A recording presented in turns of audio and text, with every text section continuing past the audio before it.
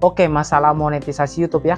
Karena kemarin itu banyak banget teman-teman kita yang channelnya itu ditolak monetisasi karena kontennya itu menurut YouTube tidak layak untuk dimonetisasi. Jadi teman-teman, di video kali ini saya akan jelaskan ada beberapa jenis konten yang biasanya itu ditolak monetisasi atau ditolak menjadi program partner YouTube. Jadi buat YouTuber pemula, wajib banget mengetahui hal ini ya. Jangan sampai nanti kalian sudah capek-capek bikin konten terus upload ke YouTube tapi ditolak monetisasi. Oke teman-teman, jenis konten yang pertama yang biasanya akan ditolak monetisasi di YouTube yaitu konten short yang ada logo atau watermark videonya. Nah, konten yang ada watermark videonya ini biasanya itu kita download dari TikTok, dari Snack Video, atau dari Reel Instagram. Itu biasanya ada watermark videonya. Jadi teman-teman, jika konten kalian ada watermark videonya, atau logo TikToknya, atau logo Snack Videonya, biasanya konten kayak gitu itu akan ditolak menjadi program partner YouTube. Karena konten kalian itu terdeteksi sebagai konten yang digunakan ulang. Memang nggak digunakan di YouTube, tapi digunakan dari platform sebelah. Seperti TikTok misalnya, atau Snack Video, itu tidak bisa dimonetisasi di YouTube teman-teman. Jadi buat kalian yang mengupload konten kayak gitu, sebaiknya jika kalian itu mengupload konten dari akun TikTok kalian misalnya, kalian download tanpa watermark. Kalian bisa cari tutorialnya di YouTube, dan di channel YouTube saya juga ada tutorialnya bagaimana cara mendownload video di TikTok tanpa watermark. Lalu jenis konten yang kedua yang biasanya ditolak monetisasi teman-teman, yaitu konten full AI. Nah, yang dimaksud full AI ini mulai dari videonya, dari suaranya, itu semuanya menggunakan AI teman-teman, atau bantuan AI. Di video itu cuman hasil dari AI semua. Videonya dibuat menggunakan AI, suaranya dibuat menggunakan AI, itu biasanya akan ditolak menjadi program partner YouTube teman-teman. Atau konten kayak gitu biasanya ditolak monetisasi. Karena konten itu semuanya buatan robot, nggak ada hasil kreativitas kita sebagai pemilik channel. Jadi jika kalian membuat konten begitu teman-teman, misalnya nih kalian menggunakan video buatan AI, usahakan suaranya itu menggunakan suara kalian. Atau misalnya kalian menggunakan suara AI, kalian usahakan videonya itu menggunakan video kalian. Tapi kalau semuanya dibuat menggunakan AI, videonya dibuat menggunakan AI, suara videonya dibuat menggunakan AI, biasanya konten kayak gitu teman-teman tidak bisa lolos monetisasi. Jadi buat teman-teman yang membuat konten kayak gitu, sebaiknya kalian perbaiki mulai dari sekarang ya. Lalu jenis konten yang ketiga yang biasanya itu ditolak monetisasi teman-teman, yaitu konten re-upload atau kita mengupload ulang konten orang lain.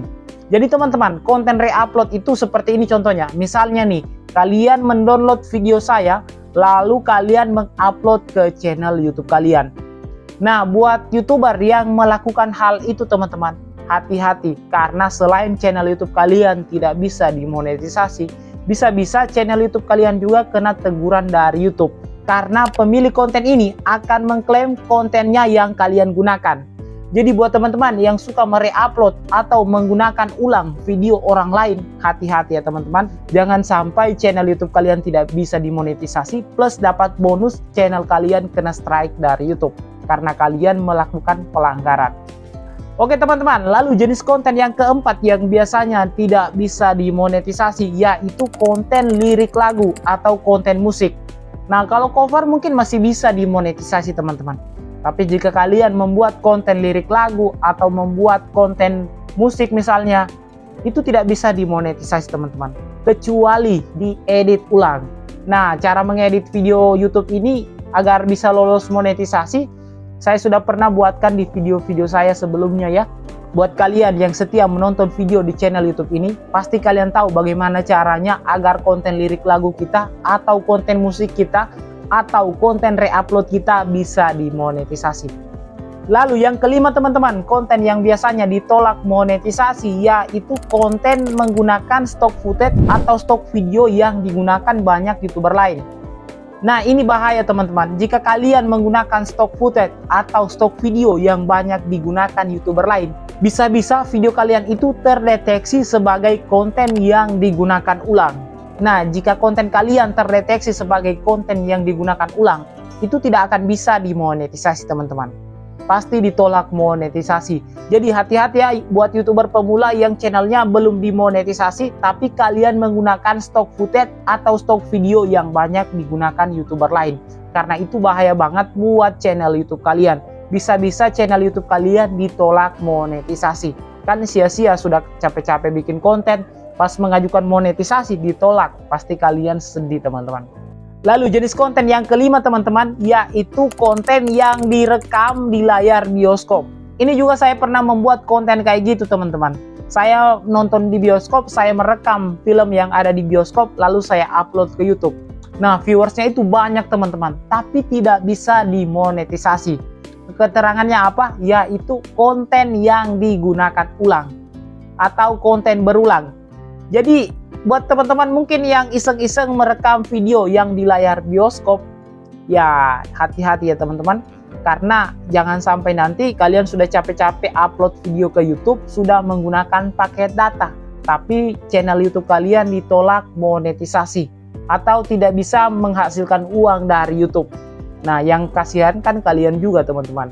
Jadi di video ini saya ingatkan jangan membuat konten seperti itu teman-teman, karena itu rawan terkena konten yang digunakan ulang. Lalu jenis konten yang ketujuh yang sudah pasti tidak bisa dimonetisasi, yaitu konten yang menyesatkan. Konten menyesatkan itu seperti apa? Jadi konten yang menyesatkan itu teman-teman, semisal nih kita membuat konten tutorial cara download KineMaster tanpa watermark. Nah, konten seperti itu teman-teman, itu merugikan pihak yang punya aplikasi KineMaster ini. Karena jika kita ingin menggunakan KineMaster tanpa watermark, kita harus membayar setiap bulannya. Tapi kita membuat konten tutorial cara mendownload KineMaster tanpa watermark. Nah, itu merugikan pihak lain teman-teman. Karena saya juga pernah membuat konten seperti itu, belum sempat saya publik teman-teman, tapi video saya sudah dihapus oleh YouTube. Jawabannya apa? Karena konten saya itu merugikan pihak lain. Jadi hati-hati ya teman-teman buat kalian yang suka membuat konten tutorial, misalnya cara download aplikasi KineMaster tanpa watermark, atau cara mendownload video di YouTube, atau cara mendownload lagu di YouTube, itu bahaya teman-teman.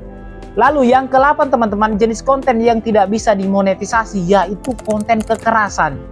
Nah, konten kekerasan ini juga bahaya teman-teman.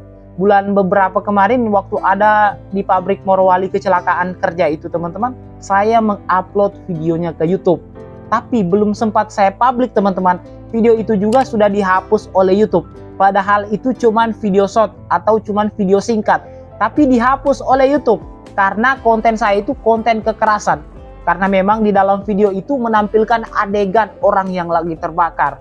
Jadi buat teman-teman yang membuat konten kayak gitu, ya hati-hati ya teman-teman, jangan sampai konten kalian dihapus oleh YouTube. Oke teman-teman, mungkin segitu saja video pembahasan kita kali ini. Jika video ini bermanfaat buat kalian, jangan lupa like dan subscribe. Saya Helvin undur diri, sampai jumpa di video berikutnya. Terima kasih sudah menonton, salam sukses.